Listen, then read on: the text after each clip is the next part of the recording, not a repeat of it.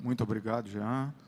E a segunda vez que estou aqui, agora em um outro momento, né, de pandemia, mas com a mesma oportunidade eu agradeço. Realmente esse ano é um ano diferente, mas a gente não poderia deixar passar esse mês, porque é um mês de reflexão. Inicialmente, começou-se como o mês de combate ao câncer de próstata.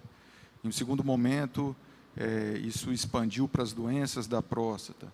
Mas, na verdade, esse mês é um mês de reflexão sobre a saúde do homem. Existem algumas críticas, atualmente, em relação a esses meses coloridos, né? O setembro amarelo, prevenção ao suicídio, outubro rosa, o câncer de mama. Mas, na verdade, eles são importantes justamente para isso, para a conscientização. Tomara a Deus que um dia a gente não precise de um mês, que todas as pessoas tenham consciência e procurem assistência, mas que tenham assistência também. Não adianta procurar sem ter. Principalmente nós, os homens, né, que tem um preconceito ainda grande, né, de estar procurando. Tabu, né? Isso. Então, esse mês ele é importante por isso, né? E a gente sabe que, a partir dessas campanhas, e hoje a gente está fazendo isso também, uma campanha, né? Isso. Mudou-se a história natural do câncer de próstata. Hoje a gente diagnostica casos mais precoces devido a uma conscientização cada vez maior. Eu vou passar esses slides aqui relativamente rápido, porque o objetivo é passar a mensagem, né? Não é puramente uma aula, não é esse o objetivo nosso, né?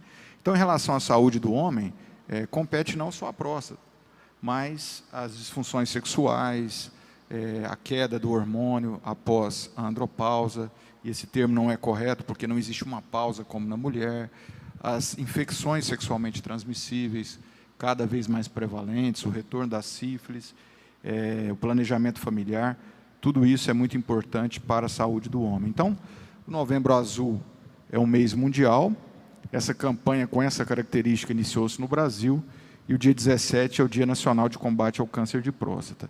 Então, a próstata, como os senhores veem aí no slide de laranja, é uma glândula que está presente só no homem e que ajuda na reprodução, na produção do sêmen. E essa glândula, ela tem sim essa importância e auxilia até no controle do esfíncter urinário, do controle do xixi. Basicamente, de forma bem didática, nós temos 3 doenças que acometem a próstata. No adulto jovem, as inflamações, as prostatites, principalmente até os 35, 40 anos, apesar de que pode acontecer também no homem mais idoso. Depois dos 40, essa próstata começa a crescer devagarinho, que é a hiperplasia, é um processo natural e benigno, e o câncer de próstata, que é silencioso, e vamos falar um pouquinho sobre ele, né? É uma mensagem muito importante que a gente já vai deixar e reforçar, é que essa doença principal, que é o câncer de próstata, ele é silencioso. Por isso a necessidade de orientação. Não há de se esperar sintomas, diferente da prostatite, que é uma inflamação, comparativa ao cistite na mulher, diferente da hiperplasia, que é uma obstrução, dificulta a saída da urina, o câncer é silencioso no início, né? É o segundo câncer mais frequente no homem, depois do câncer de pele, não melanoma, um diagnóstico a cada 7 minutos e um óbito a cada 40 minutos. Espera-se para esse ano de 2020 aproximadamente 65 mil novos casos, com 15 mil novos óbitos que já aconteceram e vão acontecer até dezembro, decorrente ao câncer de próstata. Então, uma doença extremamente importante. Como eu falei no início, hoje, através dessa conscientização um pouco melhor, se inverteu. Antigamente, se diagnosticava mais doenças avançadas, que não se podia fazer nada. Hoje, felizmente, se inverteu, mas ainda 25% dos casos que chegam são casos avançados e que morrem devido à doença, ao câncer de próstata, né? Segunda causa de morte por câncer é o câncer de pulmão.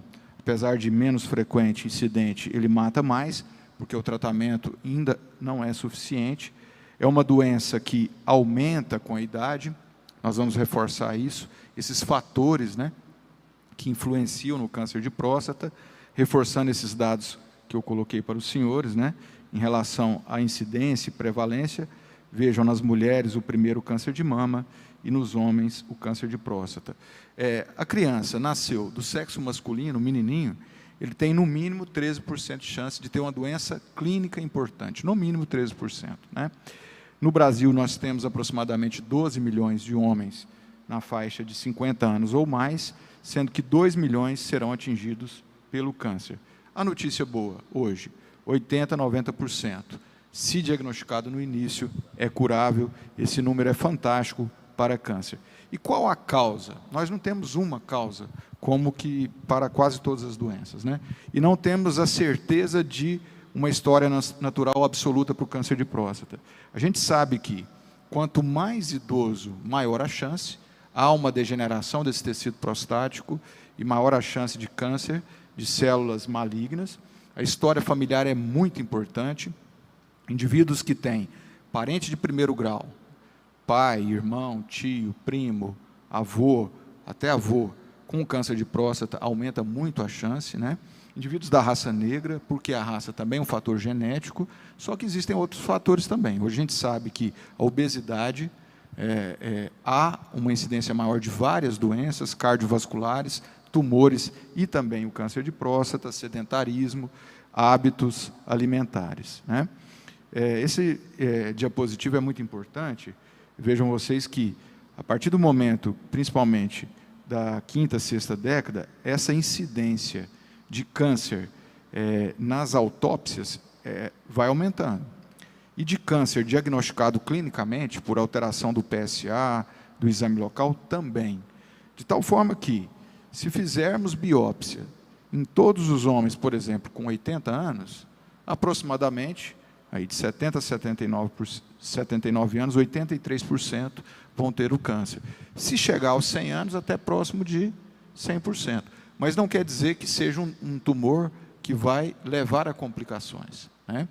Existe uma regra também que, geralmente, no mais idoso, o tumor é menos agressivo, mas geralmente. E no mais jovem é mais agressivo. Mas existem exceções, existem trabalhos mostrando que nem sempre isso acontece. Existe câncer de próstata com menos de 40 anos? Existe, né? Extremamente raro. Eu nunca diagnostiquei um caso.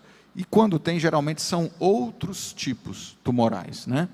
Linfoma, rabdomiossarcoma, que pode acontecer até em criança, mas felizmente são tumores raros, não é dessa doença adenocarcinoma que estamos falando hoje, né?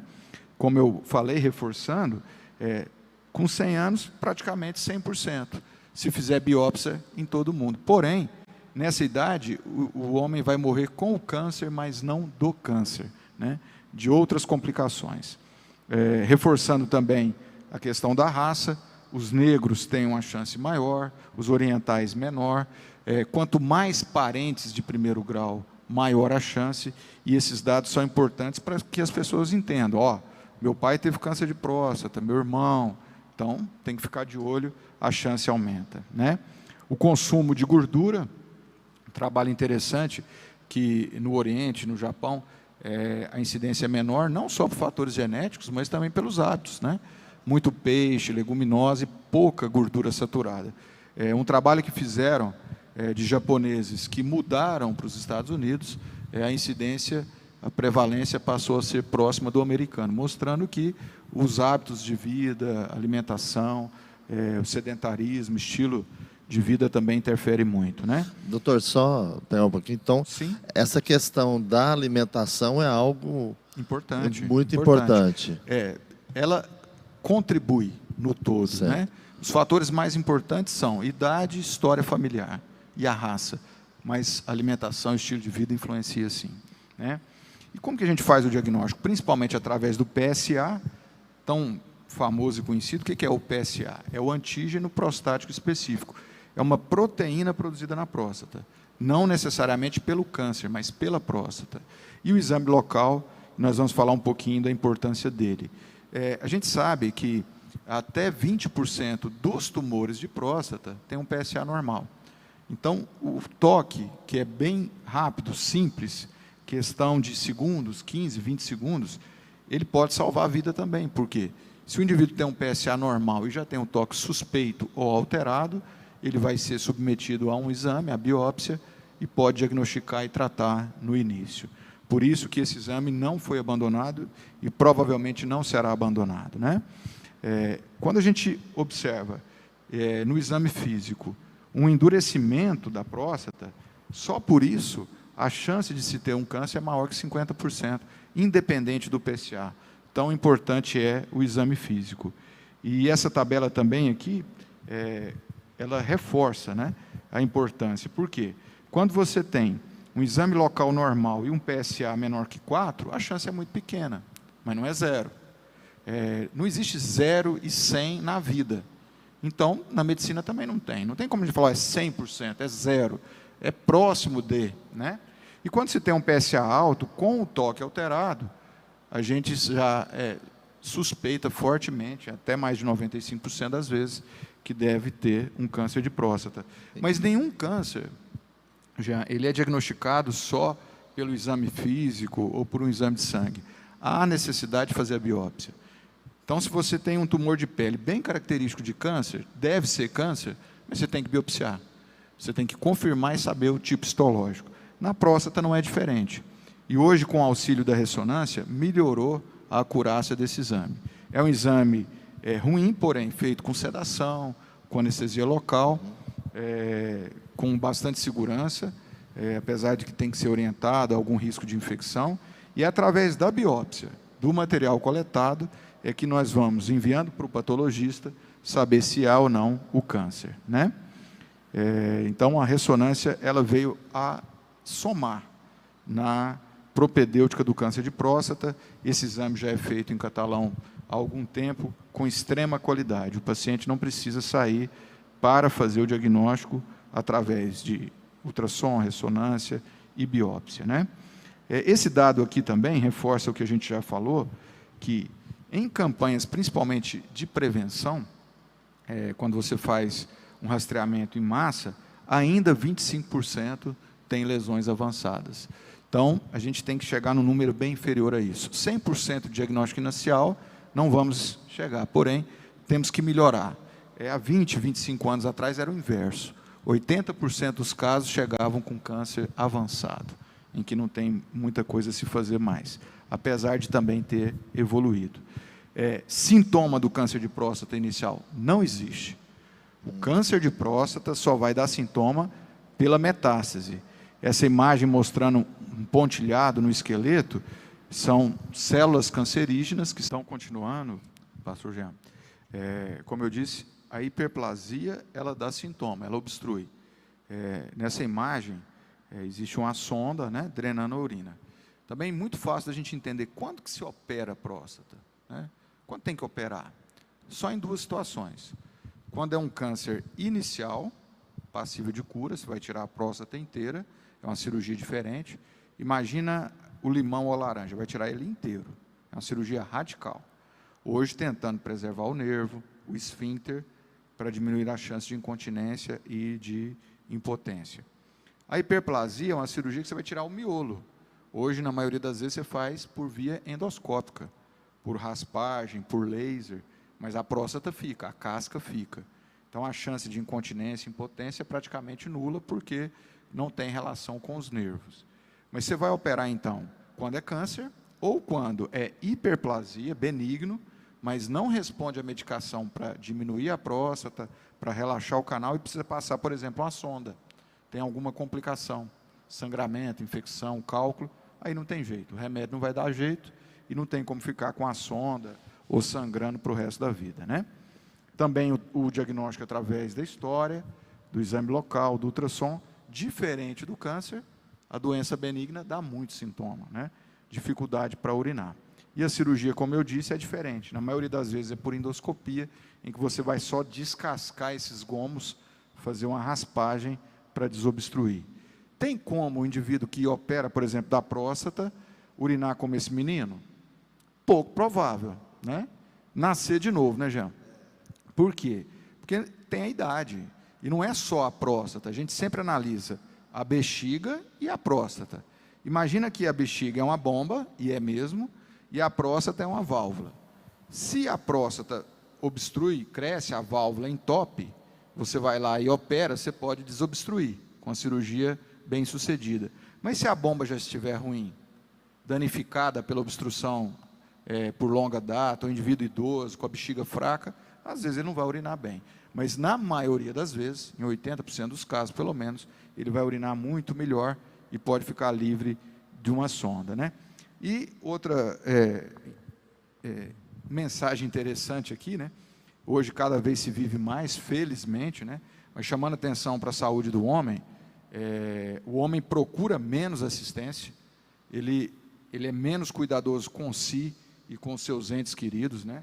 Isso é próprio da mulher, até pela natureza, pela gestação, pela amamentação, pelo parto. Então, é muito comum a mulher levar o marido no urologista, o pai, né? O irmão, o tio, e o contrário é muito difícil. Existe, mas é muito difícil. Então, o homem procura menos. Então, o homem ainda mede, assim, de forma muito errada essa questão, né?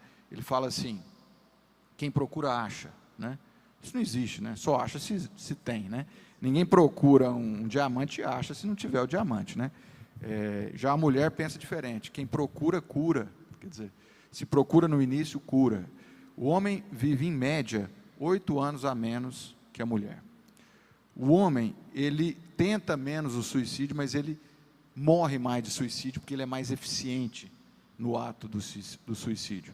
Ele morre muito mais de acidente, de assassinato, de acidente de moto, acidente de carro, acidente de trabalho, e de várias doenças, né? É muito mais comum se ver uma viúva do que um viúvo, né?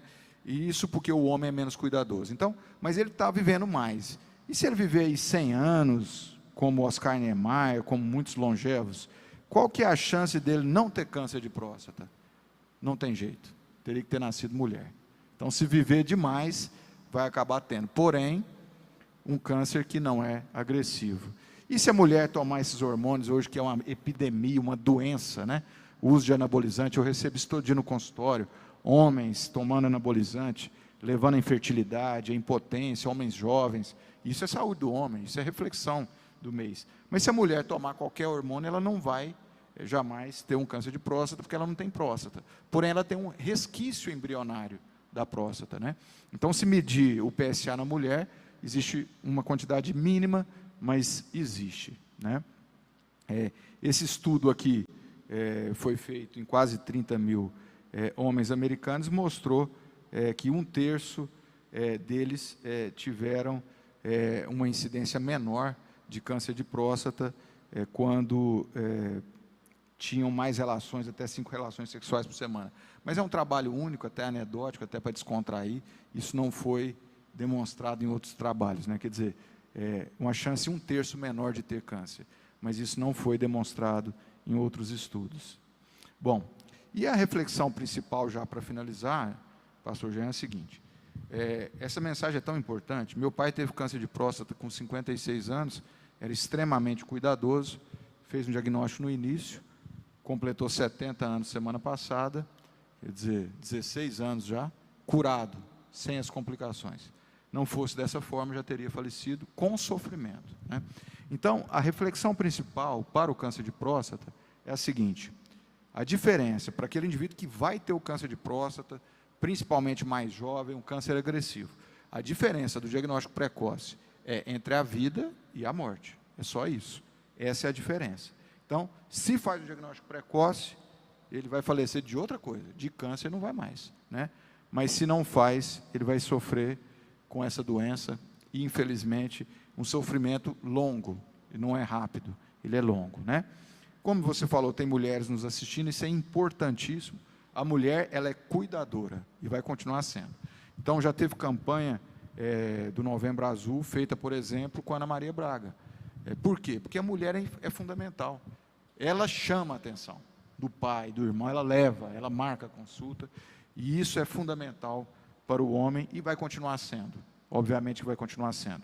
E o que a gente está fazendo aqui hoje, né? Você, o Jefferson, eu, nós estamos aqui como esse pontinho vermelho, tentando levar a informação para algumas pessoas, que são as pessoas que estão nos assistindo, que são esses pontinhos amarelos aí. mas que essas pessoas levem para mais pessoas, né? Conversem com o seu irmão, com o seu filho, com o seu pai, porque só assim que a gente pode chegar lá próximo de 100%, quem sabe um dia, de diagnóstico precoce e cura. Outra informação, a prevenção no câncer de próstata é uma prevenção secundária. O que é isso? É diagnóstico precoce e cura. A prevenção primária é não ter. Então, ainda não existe prevenção primária para câncer de próstata. Não existe um remedinho, como já se pesquisou, o licopeno do tomate, uma vitamina, alguma coisa assim, que se usar não vai ter. Não existe. Para mama, não existe. Para intestino grosso, não existe. O que existe é o diagnóstico precoce, tratamento e cura. Uma menina que faz a vacina para o HPV e ela não tem a doença, ela está prevenindo de forma primária o câncer de útero, ela não vai ter. Mas o câncer de próstata é a prevenção secundária, é o diagnóstico precoce. É o rastreamento que é feito de forma orientada, né? Em relação à idade, eu sempre coloco aqui para finalizar, isso é muito polêmico, muda de tempo em tempo. A orientação hoje mundial e brasileira da Sociedade de Urologia é a seguinte: a partir dos 50 anos tem que se fazer o exame. E indivíduos que têm histórico familiar da raça negra, obesos a partir dos 45. Mas essa orientação é para rastreamento populacional. O que significa isso? A Prefeitura de Catalão vai fazer uma campanha municipal de rastreamento e ela vai convocar os homens para coletar o PSA, ser atendido e tal. Então, nessa campanha de rastreamento, segundo a orientação, devem vir os homens com 50 anos ou mais e aqueles com histórico familiar, negros e obesos com 45. No consultório não funciona assim. Todo homem que nos procura a partir dos 40 anos, nós solicitamos pelo menos o PSA. Se o PSA for baixo e estável, de preferência menor do que 1 antes dos 50 anos, nós podemos fazer o exame local a partir dos 45. Por quê? Quanto mais jovem, menor a chance. Porém, já tive casos com 41 anos. Então, 42, 43. Não tem como a gente deixar passar e não solicitar pelo menos um PSA.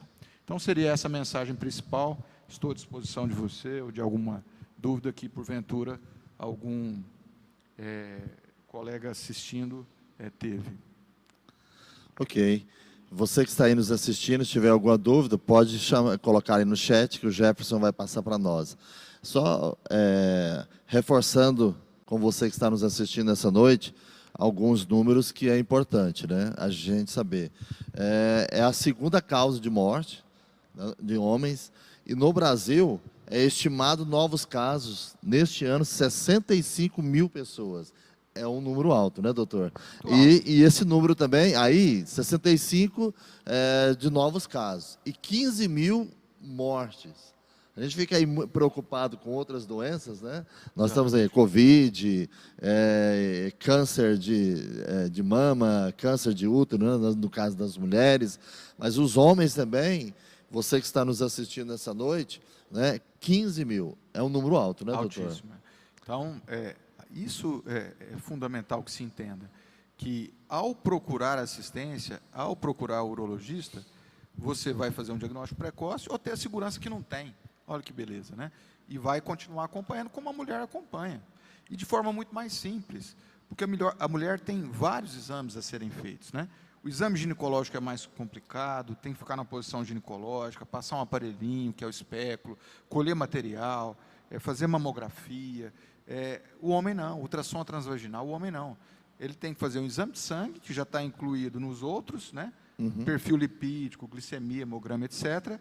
E, às vezes, nem todas as vezes, um exame local, que é feito em menos de 20 segundos, indolor, simples, e que a gente vai só saber se tem alguma irregularidade, algum endurecimento ou não, né? E, com isso, ele pode ter um diagnóstico precoce e ser curado. E, na ausência dessa prevenção secundária, ele pode chegar já com câncer extremamente avançado e bastante sofrido. Então, você, homem que está aí nos assistindo, acima de 40 anos, ainda não é o caso do irmão Jefferson. Irmão Jefferson? Já passou dos 40, irmão Jefferson? Já passei um pouquinho, né? Então, assim, eu estou aqui e o doutor Caio Flávio está de prova, tá? Desde os meus 40 anos, né? Ele é o meu urologista, né?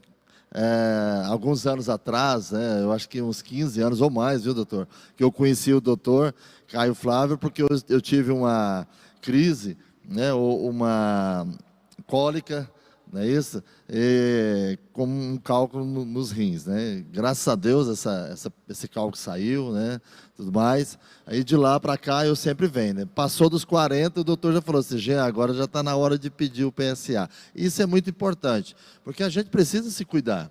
Né, doutor? A gente, muitas vezes os homens vê as mulheres indo no médico, não sei por que essas mulheres vão tanto no médico, né? Mas os homens também precisam se cuidar, pelo menos uma vez por ano, vai lá, faz o seu exame e tenha uma qualidade de vida melhor. Que se porventura tiver algo, você vai descobrir mais cedo, vai tratar mais cedo e assim vai continuando. Doutor, esta campanha de conscientização, no Brasil ela é nova, né? Bom, o Brasil é até pioneiro nessa campanha, nesse formato, né? Nesse formato. Então, a gente sabe que isso é divulgado e falado já há muito tempo. Nesse formato, há mais de 10 anos, mas que tomou corpo mais recentemente, na última década, né?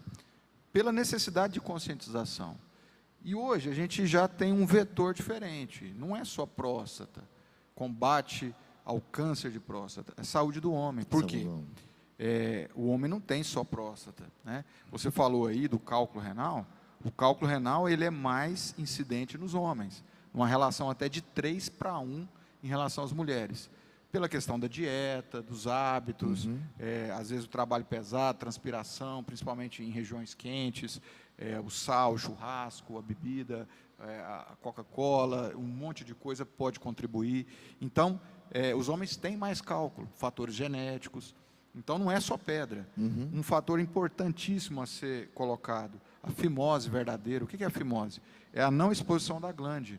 É a principal causa de câncer de pênis.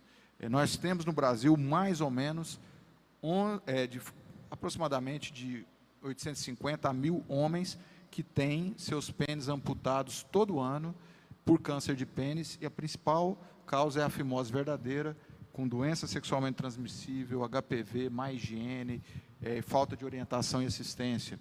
Nós temos o câncer de testículo, que ele é muito importante no adulto jovem, dos 25 aos 35 anos. Ele é assintomático.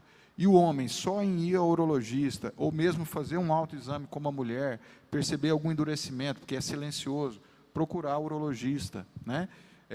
Tem as questões sexuais, disfunção erétil, impotência, ejaculação precoce, falta de desejo, a infertilidade, que é sempre do casal. Metade das causas são masculinas e metade femininas. Então, o homem tem que fazer um exame pré-nupcial, ele tem que saber qual que é o potencial de fertilidade dele. Às vezes fica anos evitando ter filho e descobre que não tem espermatozoide, que tem uma azospermia. Então, são várias doenças, né? O urologista é responsável pela saúde geral do homem. E o urologista também não trata só de homem, ele trata de mulher. Então, na parte urinária, homem e mulher, independente da idade. Então, uma menininha com infecção urinária, com cálculo, uma senhora com incontinência urinária, com perda de xixi, quem trata é o urologista, né? O cálculo, homem e mulher. A parte genital, aí é só do homem, né? Da mesma forma que a genital feminina, a parte genital feminina é com o ginecologista. E a gente sempre faz essa parceria com o ginecologista. Então, um casal infértil, o homem vai no urologista, a mulher no ginecologista. Um casal que teve DST, idem, e assim por diante. Amém, ok. Jefferson, nós temos algumas perguntas aí no chat. Nós temos algumas perguntas aqui, deixa eu dar uma olhada. O pastor Jusley Gama, ele tem uma pergunta aqui, que é o seguinte: por que os obesos são mais fáceis de ter câncer na próstata? Em tese, eles teriam mais espaço em seu corpo e não deveriam ter problemas de próstata. Tá. O que se tem não é tão simples de responder essa pergunta, mas é o seguinte: quando se fala em obesidade, obesidade é importante, né? Não é só um sobrepeso esporádico, é obesidade mórbida. O indivíduo obeso, mórbido, ele tem várias alterações. Primeiro, uma síndrome metabólica, glicemia alta, diabetes, hipertensão, colesterol alto, pode ter uma diminuição da testosterona, porque converte mais testosterona em estrógeno, isso leva à infertilidade, problemas sexuais, doenças cardiovasculares, porque a gordura não é só externa, é interna, então ela obstrui a coronária, tem maior risco de infarto, de AVC, derrame, etc. E o indivíduo obeso é um indivíduo que está inflamado pela obesidade. E todo quadro inflamatório, ele predispõe também doenças várias, também o câncer. Não existe um estudo que mostre, é só essa causa. Por exemplo, pelo hábito alimentar. A gente sabe que indivíduos que ingerem comida mais gordurosa, mais calórica, a gordura saturada, ela tem uma relação direta com o câncer de próstata. Então, a obesidade está relacionada por esse sentido, e não por a questão de espaço ou outra explicação. Questão de postura do homem, vamos dizer, nós estamos falando aí de próstata.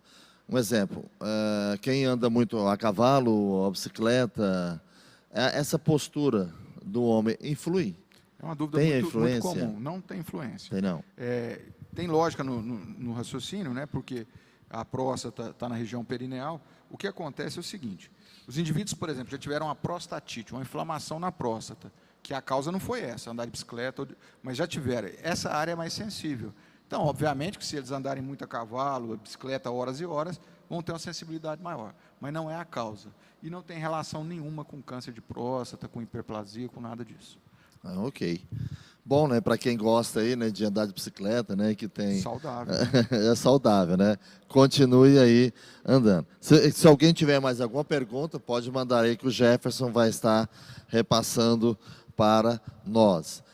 Doutor, enquanto o Jefferson olha, se tiver alguma pergunta, eu estava vendo sobre essa questão da campanha, foi algo que iniciou lá na Austrália, né? Um despertamento ali em 2003, não é isso? 2003, na Austrália, mas ela começou, mas não nesse formato que existe no Brasil de campanhas em massa. Em massa. Né? Isso foi, o Brasil foi pioneiro nesse modelo, né? Foi um instituto, não foi do governo público, isso depois foi encampado pela Sociedade Brasileira de Urologia, pelo governo, pelo Ministério da Saúde, e tomou esse corpo. Mas realmente começou em 2003, na Austrália. Eu até li um pouco sobre o Instituto Lado a Lado com a Saúde. Isso, lado a lado pela vida. Pela vida, né? Isso. E focado na saúde.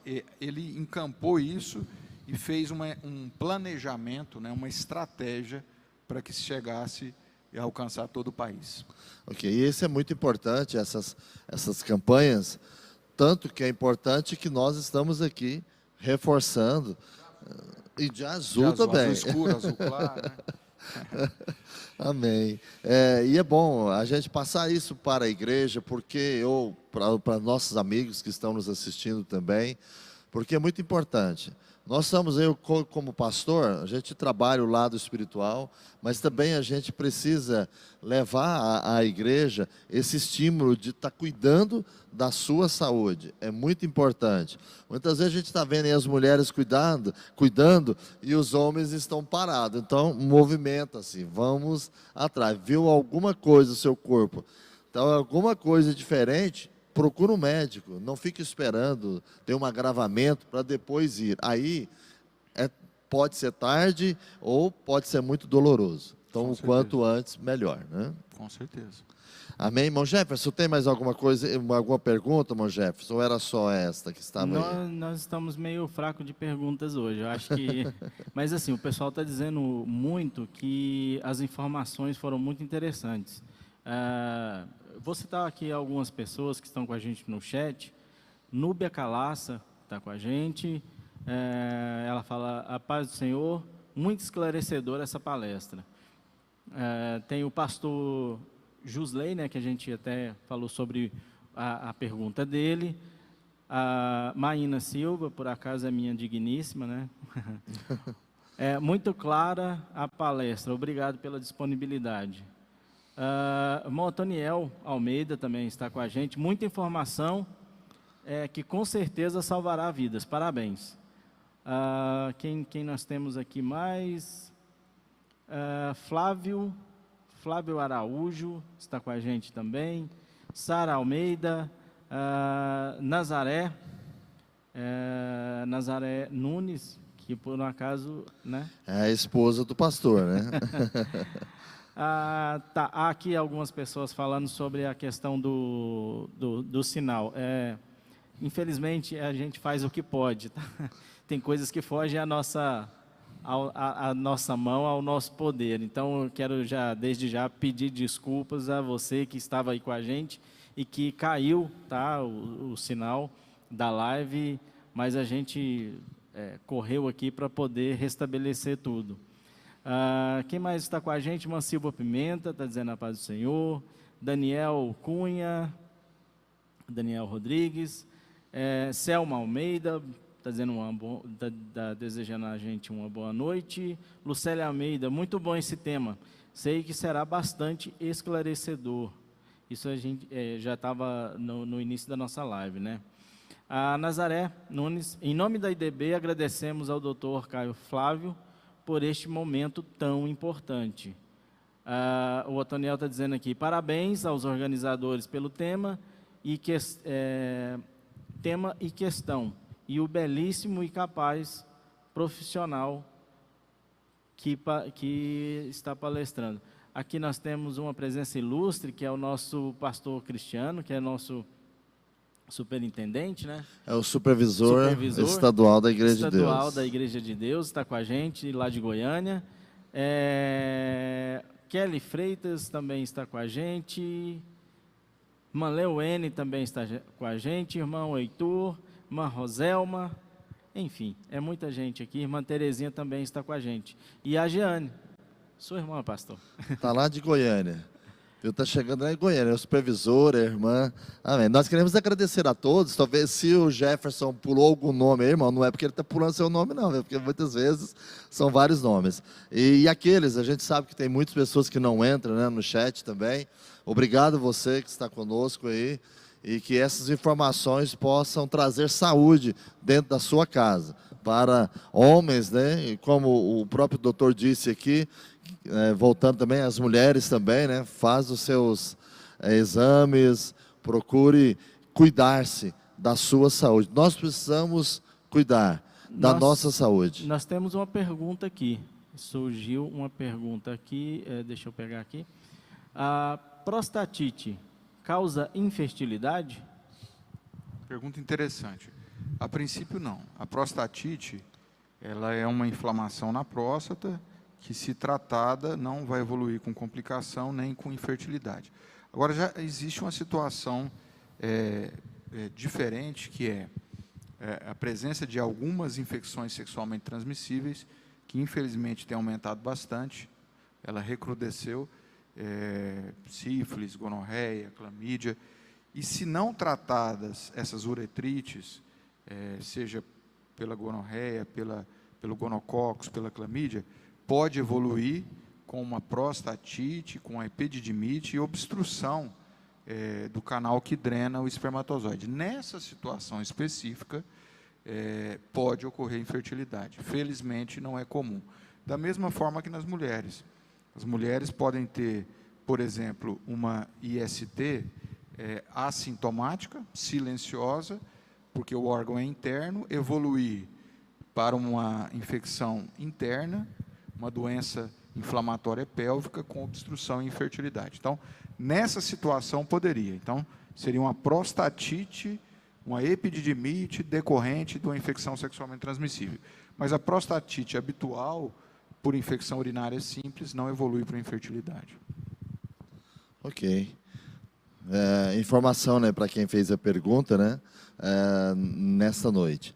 Bom, eu quero, nesse momento, nós já estamos chegando ao fim, né, ao final, né, da nossa live, estar agradecendo ao doutor pela sua disponibilidade, viu, doutor Caio, por estar aqui conosco. Talvez alguém fique perguntando onde o doutor Caio Flávio, né, ele atende, né? Ele atende aqui no Hospital Nasser Fayad. Como eu disse aqui no início, né, ele é professor da UFCAT também, né? Faz parte ali do corpo docente da Universidade Federal de Catalão, né? Então, se você precisar, homens e mulheres, né, pode estar procurando o Dr. Caio Flávio aqui no Hospital Nasser Fayad de Catalão. Jefferson, tem mais alguma informação aí para nós? Só vou comentar aqui algumas últimas. Se você ainda tiver alguma pergunta, ainda está em tempo, tá? Pode colocar aí para a gente. O Gilson comenta aqui que as informações são muito importantes e esclarecedoras. Obrigado. Enaile Márcia, informações muito importantes. Eu queria, na verdade, assim, eu queria saber um pouco mais sobre o que você falou sobre a fimose. Não sei, talvez assim, alguém tenha entendido, mas eu não entendi muito bem esse ponto que você tocou. Se eu voltar o slide aqui, volta a imagem? Volta. Eu consigo colocar aqui. Tá. Que aí fica fácil de a gente orientar e eu poder te responder.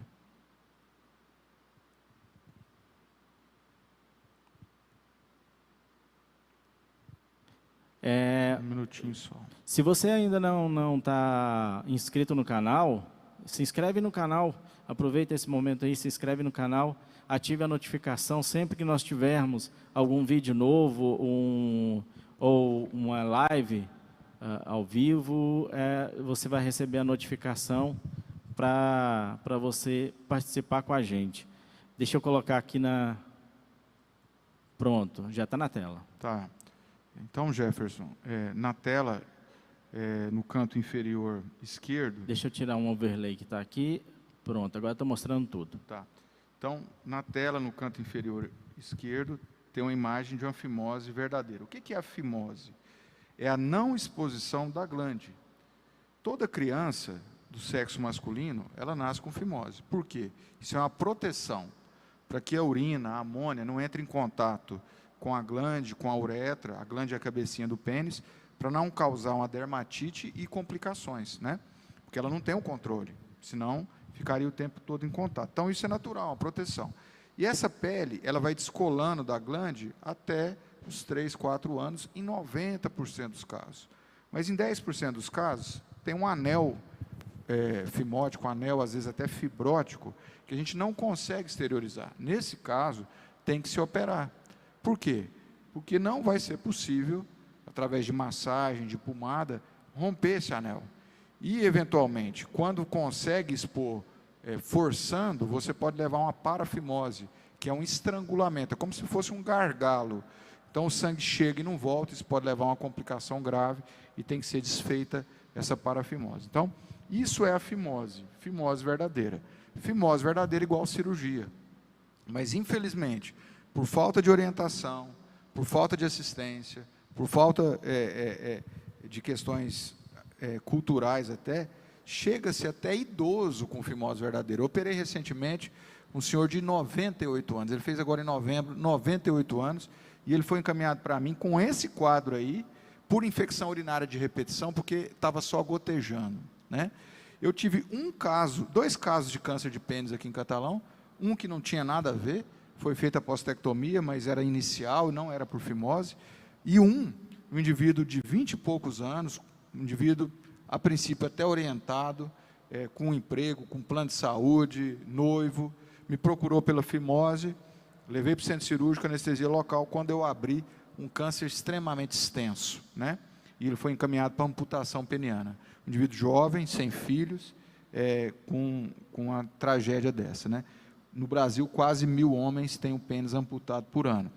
No Nordeste, principalmente no Maranhão, a incidência de câncer de pênis é maior que de próstata, chega a 17%, por falta de orientação. Então, a fimose é a não exposição, é diferente do excesso, entre aspas, do prepúcio, que é a pele que sobra, redundante. Isso é normal, todo homem que não operou tem. Fimose é não exposição, não vê a glande, não higieniza, não tem como fazer prevenção, porque se tem uma ferida, não vê. É um câncer de pele no pênis, não vê, só vai ver quando arrebentar tudo. Então, tem que ser operado, obrigatoriamente. Quando que a gente opera a fimose? É simples, em duas situações. Fimose verdadeira, a partir do momento que tirou a fralda, infelizmente eu operei ontem, 16 anos, opera com 30, com 40, com 60, com fimose verdadeira. E na loteria de não ter tido um câncer, é uma complicação maior. Não sei como viveu, né? Teve relação a vida inteira achando que estava normal, nunca expôs a glande, nem uma sensibilidade normal tem, entendeu? Por falta de orientação. Então você opera fimose verdadeira ou, não sendo fimose, mas nesse prepúcio redundante, quando tem um IST, um condiloma, um HPV, crista de galo, você não consegue fazer uma cauterização extensa, você tira o excesso de pele com a doença, que é a mesma cirurgia, mas que o motivo não é a fimose, é a doença sexualmente transmissível, você faz uma cirurgia higiênica. Então, são duas situações, fimose e cirurgia higiênica para IST. Agora, tem situações de homens que têm uma irritação frequente, a parceira tem cândida, às vezes machuca na relação, e a gente também tira por incômodo, mas não é uma indicação absoluta, tá bom? Não sei se fui claro, se eu consegui te responder. Foi claro. E chega ao ponto de não poder conseguir fazer a higiene mesmo, e essa não fazer higiene chega ao ponto a um ponto de amputação, por exemplo? Tá. Não é uma causa única, quer dizer, a presença da fimose verdadeira não tem como fazer higiene, não tem como. O indivíduo que não sabe, um indivíduo adulto que não sabe que está errado... Porque não consegue nem expor não expõe nada, ele não vê, nunca viu. Nunca foi exposta na vida, entendeu? Entendi. Então eu operei um senhor de 98 anos que em 98 anos, nunca lavou a glande, nunca expôs. Então ali, existe o esmegma, que é uma descamação de pele, que vai descolando o prepúcio. Depois que descolou, aquilo ali é ponto de infecção, certo? Se o indivíduo tem o contato com HPV, se eu tiver tempo, 50% dos homens que têm vida sexual ativa já tiveram contato com HPV. E 70% das mulheres. Não quer dizer que vai ter doença, já tiveram contato. Aí você soma a falta de higiene, o esmegma, a infecção urinária, o HPV, falta de condição, tabagismo, etilismo, uma série de traumas naquela fimose, a médio e longo prazo pode ter o câncer. Vai ter o câncer? Não. Esse senhor de 98 não teve. Uhum. E o de 20 e poucos teve. Porque aí o câncer é uma relação de fatores externos cancerígenos e uma predisposição interna. Por exemplo, o indivíduo, às vezes, ele tem uma propensão tão grande para o câncer de pulmão e ele nunca fumou. Ele tem um câncer de pulmão, mas é só 10%. 90% é do cigarro. E às vezes tem um indivíduo que não tem propensão nenhuma a câncer, mas ele fumou tanto, mais tanto, que foi a história do meu avô, fumou 4 carteiras por dia, desde os 7 anos de idade até os 57, teve o câncer de pulmão. Quer dizer, pegou tão pesado que teve.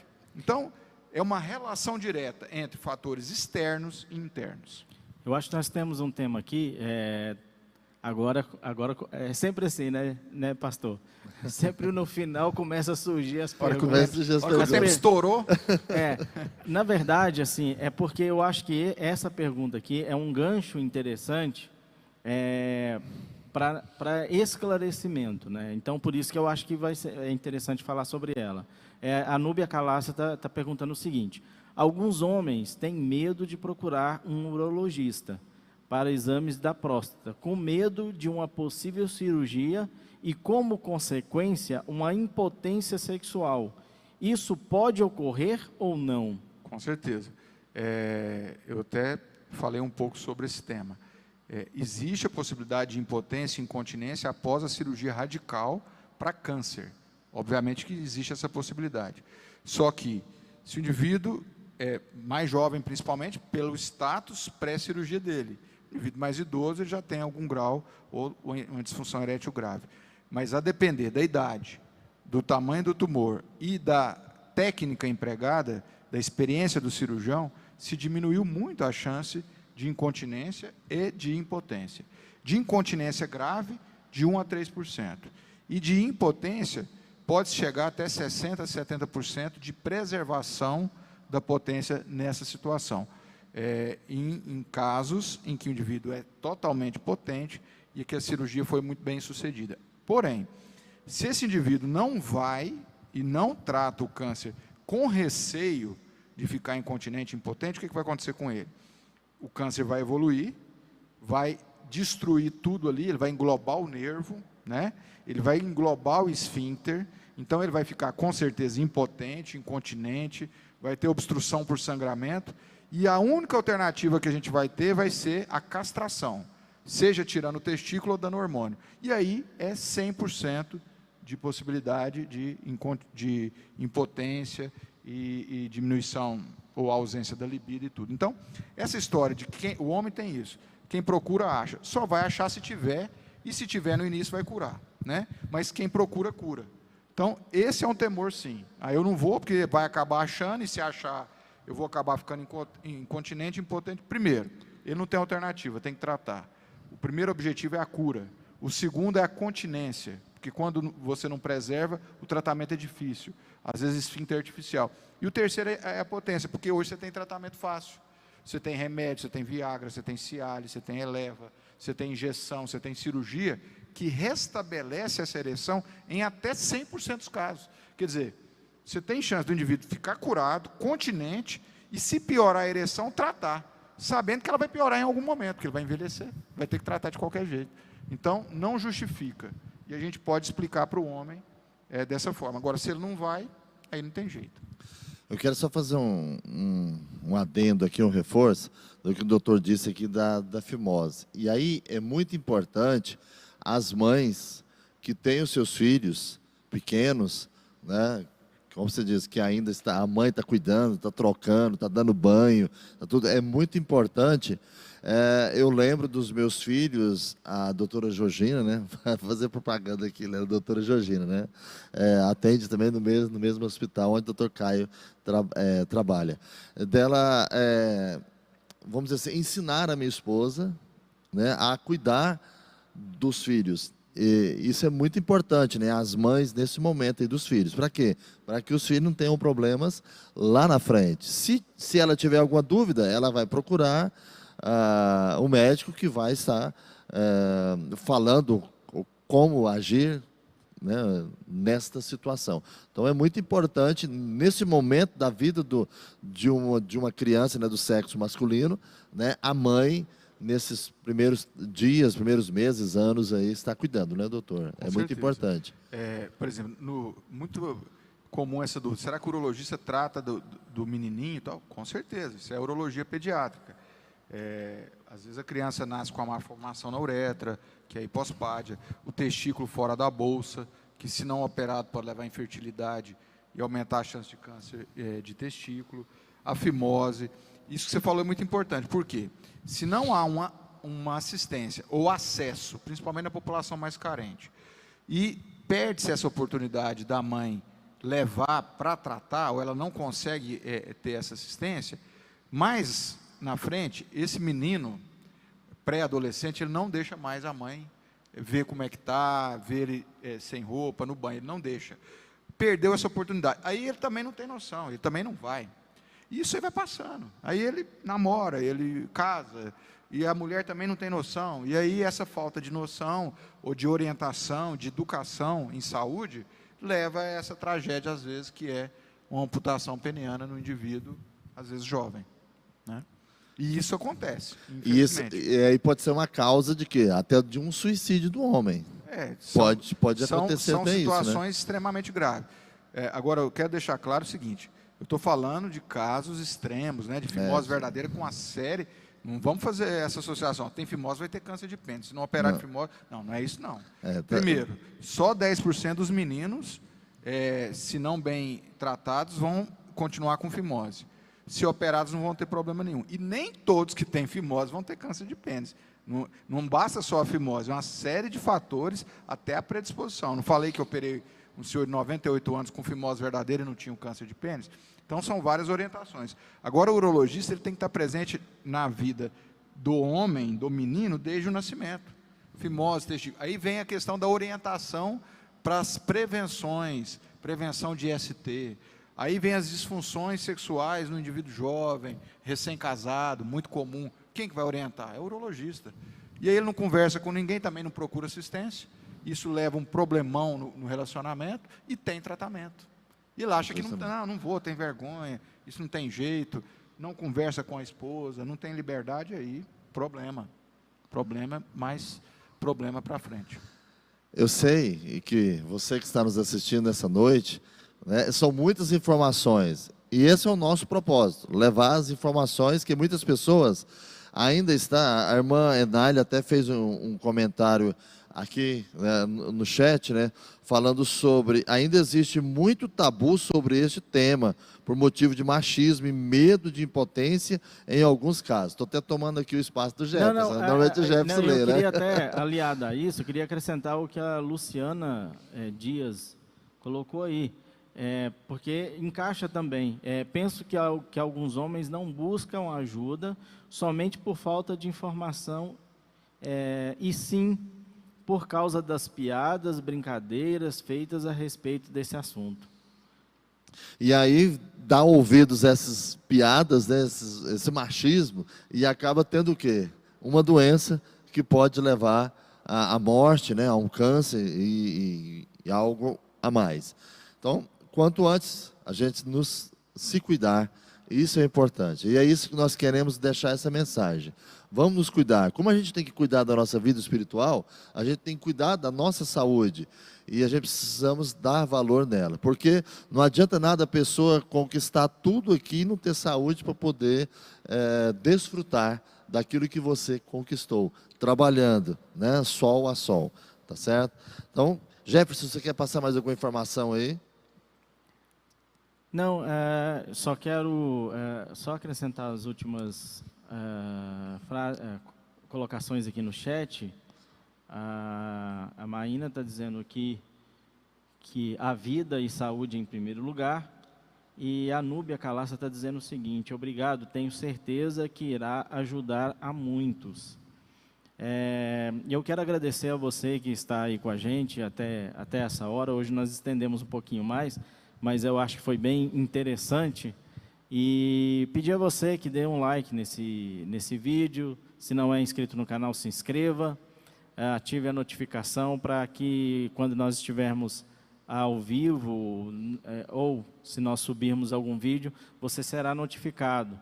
E eu quero agradecer muito, e agradecer de verdade, de coração, a todas as pessoas que acompanharam a gente até agora, e que Deus possa te abençoar aí na sua casa, na sua família, e desde já agradecer também ao nosso palestrante de hoje, o doutor Caio Flávio, que está com a gente hoje, e muito obrigado, que foi bem esclarecedor. Acho que as pessoas que estão em casa ficaram satisfeitas com todas as informações passadas.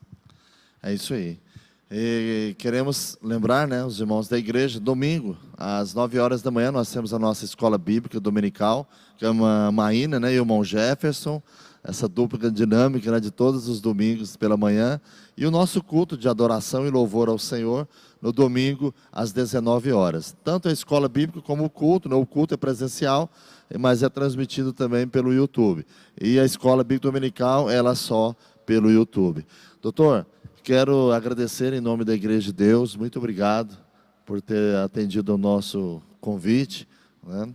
E dizer que, precisando de nós estamos aqui também, e quando nós precisarmos novamente, nós vamos estar procurando o Dr. Caio Flávio, né? E que Deus esteja te abençoando muito, abençoando no seu trabalho, também na faculdade, né?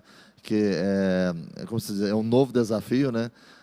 Para todos os médicos aqui de Catalão, principalmente, né, dando aula, né, é muito bom a gente ter aqui essa faculdade em Catalão da medicina, é muito importante. Queria deixar você com as considerações finais para a gente estar finalizando essa live dessa noite. Eu agradeço vocês, irmão Jefferson, pastor Jean, amigo, paciente, e todos que tiveram a paciência de nos escutar aí e debater esse tema.